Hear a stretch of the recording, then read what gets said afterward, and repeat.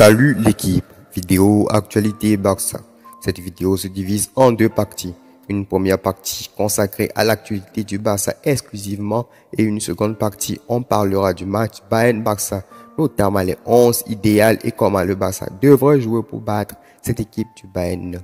Pour ne pas rater ces informations, assurez-vous de regarder la vidéo jusqu'à la fin. On débute le tour d'actualité avec le retour en bleu d'Ousmane Dembélé. Avec ses performances XXL, il a gagné sa place en équipe de France. On enchaîne avec le record de 17 matchs sans défaite du Barça, qui bat le record de Zidane établi en 2016 avec le Real Madrid, avec 16 matchs consécutifs à l'extérieur sans défaite. Actuellement, Robert Lewandowski est le meilleur buteur de la Liga avec 6 buts. Il est marqué de points par Iago Aspas. A noter que son principal rival pour le trophée Pichichi de la Liga reste Karim Benzema, qui est à 3 buts et est pour l'instant blessé.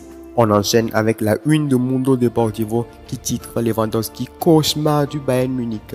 On profite de ceci pour ouvrir le dossier Bayern-Barça. Selon Sport, Lewandowski vise le Bayern. Il fera son retour à Munich, mais en tant qu'un joueur catalan. En conférence de presse, Bayern-Barça, le coach du Bayern a été questionné sur les forces et les faiblesses du Barça. Il a notamment affirmé que le Barça n'est plus la même équipe qu'ils ont affronté les 3 ou bien 4 dernières fois, que l'équipe a changé. Il a aussi mis son accent sur les nouvelles recrues du Barça en les qualifiant de bonnes recrues comme Lewandowski et autres. Maintenant, place au match Bayern-Barça. Avant de commencer par donner mon 11 idéal, je tiens à vous dire tout de suite que Sergio Busquets ne doit pas débuter ce match. On a vu ce que ça a donné les dernières fois. Sergio Busquets est un milieu exceptionnel, je ne refuse pas. Mais dans ce genre de match à haute intensité, Sergio Busquets est un joueur assez lent. Avec beaucoup d'intensité, il peine à sortir le ballon. On a même vu ça cette saison que ce soit contre la Real Sociedad ou contre Séville. On a vu que quand le Barça est sous pression, le Barça souffre énormément. Alors quand Sergio Busquets n'arrive pas à mettre le pied sur le ballon, le Barça souffre. Quand tu joues contre des milieux comme Kimmich, Musiala, Müller et autres, c'est fort. Il y a une intensité énorme. Alors Sergio Busquets doit rester au banc. On continue avec le 11 idéal du Barça. Naturellement dans le goal, Ter Stegen, il a fait un excellent début de saison. Donc je pense qu'il doit confirmer ce soir parce que le Bayern aura des occasions. Stegen doit être présent et on lui fait confiance. Il va faire des arrêts exceptionnels. La perte de la défense centrale, Christensen et Ronald Araujo. Au niveau de latéral gauche, Baldé naturellement. On ne peut pas mettre Jordi Alba parce que Jordi Alba manque de rythme. Il n'a pas joué beaucoup de matchs. On connaît les qualités et les faiblesses de Jordi Alba. Ses faiblesses sont les replis défensifs. Il n'est pas rapide. Or, c'est la qualité première de Baldé. Il est assez rassurant et il est rapide. Quand tu sais que les attaquants du Bayern Munich sont des joueurs assez rapides comme Leroy Sané, Sadio Mané ou encore Serge Gnabry. Donc, Baldé fera largement l'affaire. Marcos Alonso pourrait jouer titulaire à ce poste, mais comme je l'ai dit, lui aussi n'a pas de rythme. Donc, Baldé peut jouer là-bas. Et la saison dernière, même Baldé est rentré en cours de jeu contre le Bayern Munich. Il a fait une très belle entrée. Donc, on lui fait confiance pour ce match.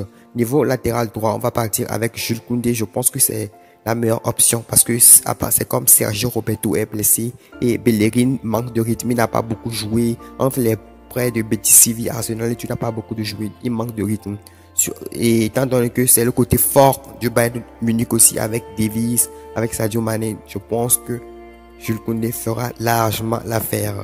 Au niveau des milieux de terrain, je vais partir avec Frenkie de Jong en 6, Pedri et Gavi en relayeur. Je pense que ce milieu de terrain est largement suffisant et a beaucoup de qualité pour contrer le milieu du Bayern. Je sais que Gavi a souvent l'habitude de descendre en 6 pour être le 6 à remonter le ballon, ce qui sera bénéfique pour le Barça.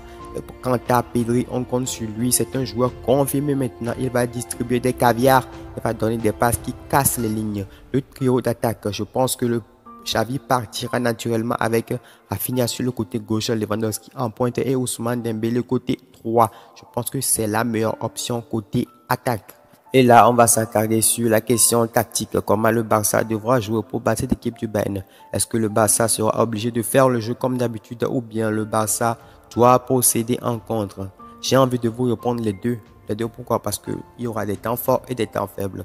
Durant les temps forts du Barça, le Barça doit être efficace, clinique, chirurgical et au cours des temps faibles, le Barça pourra procéder en contre-attaque avec des joueurs rapides comme Rafinha, Dembélé, ça peut aller très vite. Voilà, c'est ce que je pourrais vous dire.